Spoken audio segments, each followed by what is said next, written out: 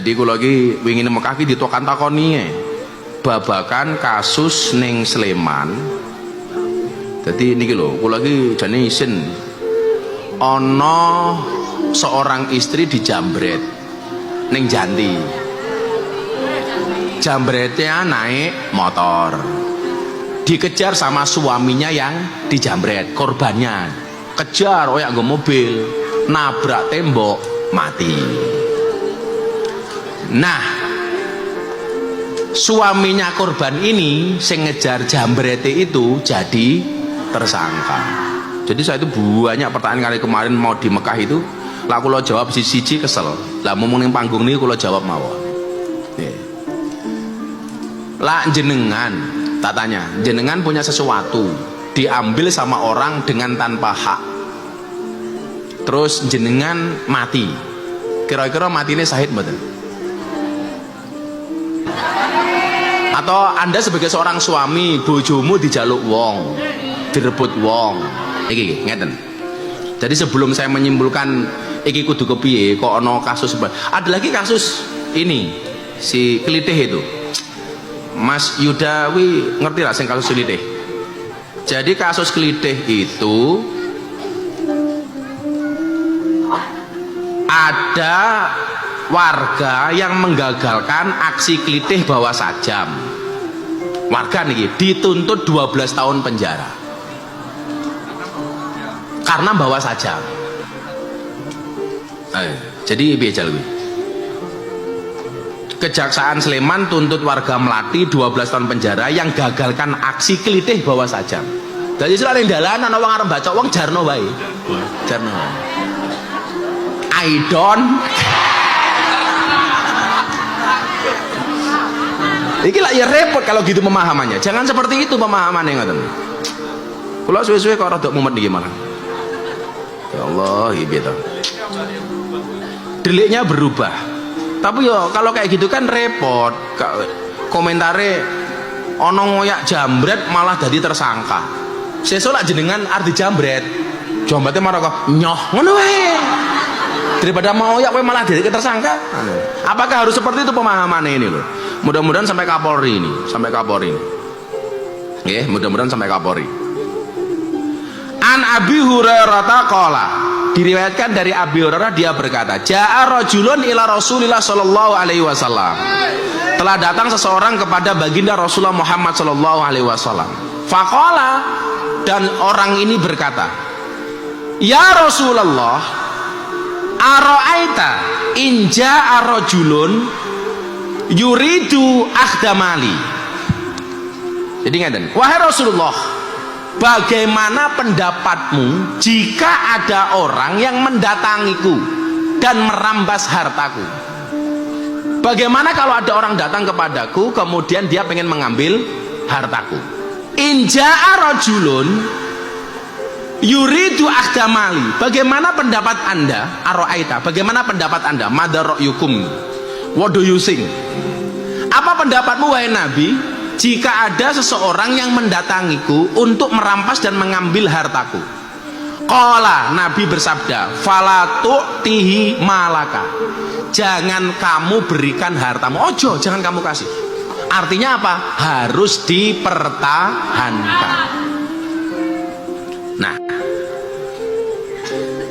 qala, kemudian laki-laki ini berkata, orang ini berkata, ara'aita in qatalani. Bagaimana kalau dia membunuh saya wahai Nabi? Dia mau ngambil harta saya enggak saya kasih, kemudian dia membunuh saya. Qala, Nabi bersabda, qatilhu, patenono dhisik. Qatilhu, patenono dhisik, bunuh dulu. Bunuh saja dia, kata Nabi loh ini. Bukan kata Miftah. Qala ara'aita in qatalani. Kemudian laki-laki ini berkata, bagaimana kalau dia membunuh saya? Qala, Nabi bersabda, fa anta syahidun. Maka kalau kamu dibunuh oleh orang itu, kamu menjadi seorang syahid. Paham sampai di sini? Nah, syahid. Qala ara'aita in qataltuhu. Bagaimana kalau saya yang membunuh dia wahai Nabi? Qala, kemudian Nabi bersabda, huwa finnar.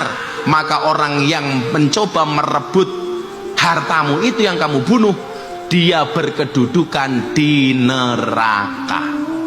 Lah sakniki nyuwun sewu, iki kan jambrate mati, kan nak cara hadis iki neraka kuwi. Lah sing nglebokke neraka dadi tersangka, lah jelek ta bahaya kowe.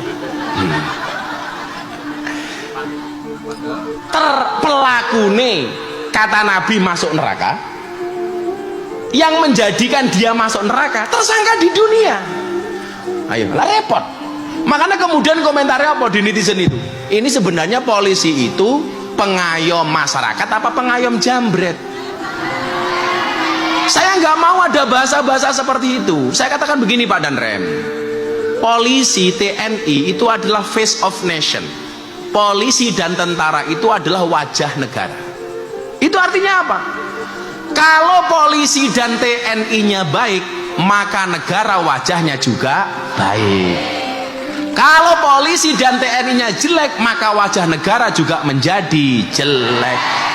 Sebaik apapun Pak Prabowo membangun negara ini, kalau wajahnya dibuat jelek sama TNI Polri, Pak Prabowo juga jelek.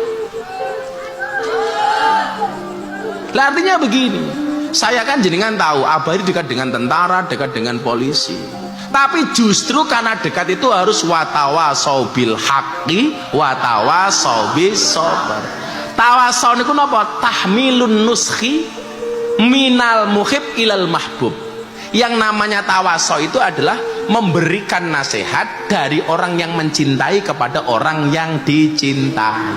Jadi kalau saya ngomong seperti ini, konteksnya saya mencintai Indonesia, mencintai polisi, mencintai TNI. Ojo kemudian mau nyinyiri, mau malah nyerang polisi. Aku nyerang polisi. Supaya masyarakat itu kamu kasih paham, kok bisa ini jadi tersangka itu alasannya apa?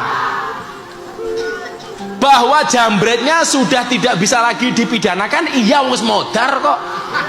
Masa mau sidang kijinge kan nggak mungkin. Gimana Gus? Bahwa jambretnya ini tidak menjadi kasus hukumnya batal demi hukum, saya bisa menerima wis mati kok.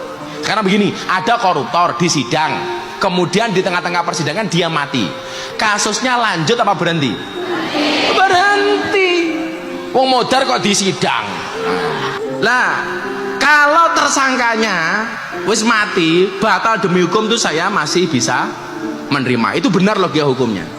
Tapi yang saya perlu mendapatkan penjelasan, dan tolong Pak Polisi, Pak Kapolres, Pak Kapolda, Pak Kapolri dijelaskan ke masyarakat. Ini kalau seperti ini, besok orang nggak berani lagi ngejar begal. Wedinan. Mau mana nih kayaknya aku kita ngejar maling. Dulu kita itu bulan Ramadan awal-awal pondok itu ono maling munggah, HP ini Bunda Samsung diambil. Waktu Abah masih lemu. Jadi kok Bunda sama Mas Aki, saya di kamar sebelah, kok ada bayangan. Aku metu dan ternyata ada orang naik ke kamar. Tak pikir santri. Mudun dan jadi lantai 2 itu aku anjlok ke bawah dan nerjang malingnya. Padahal waktu itu bobot saya masih 110 kilo. Jadi ganas-ganasnya aku. Oh, cek ngomongin aku. Sempat kejejak malingnya itu. Lah akhirnya malingnya itu ternyata dia masuknya lewat jendela yang belum ada tralisnya. Tak ya, maling ini ku sing loro nunggu teng arah kuburan niku, sing mriki siji. Tak ya. Kecandak ora. Lho aku lemu ora iso mlayu.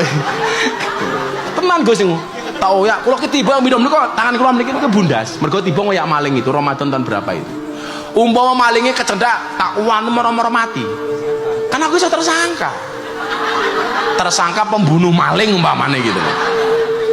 Lah, maksud saya ngomong seperti ini apa Pak Polisi, tolong jelaskan ke masyarakat supaya masyarakat kemudian tidak takut untuk berbuat kebaikan, membela kebenaran. Jangan gara-gara seperti ini malah podo wedi menjadi tersangka.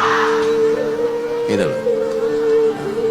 Jadi alasan yang saya terima adalah niki supaya clear. Alasan yang saya terima begini. Nih. Alasan yang saya terima begini.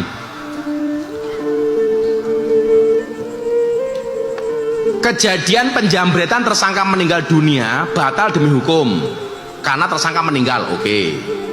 Kejadian kecelakaan ditangani pelaku tidak dilakukan penahanan oleh kita dan sudah tahap 2 dilimpahkan ke kejaksaan.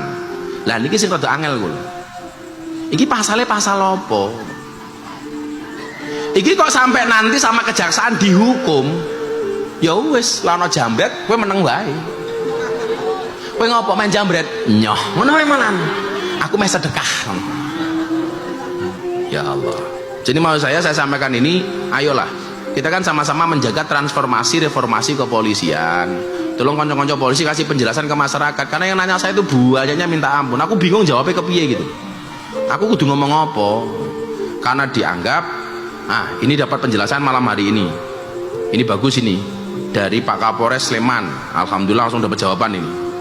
Kasusnya sudah di RJ-kan. RJ itu restoratif justice. Berarti alhamdulillah langsung nanggapin ini. Berarti kasusnya wis rampung. Tepuk tangan untuk Polres Sleman. Maksud kula ngoten, kasus-kasus itu juga harus diawasi masyarakat. Nggih napa mboten?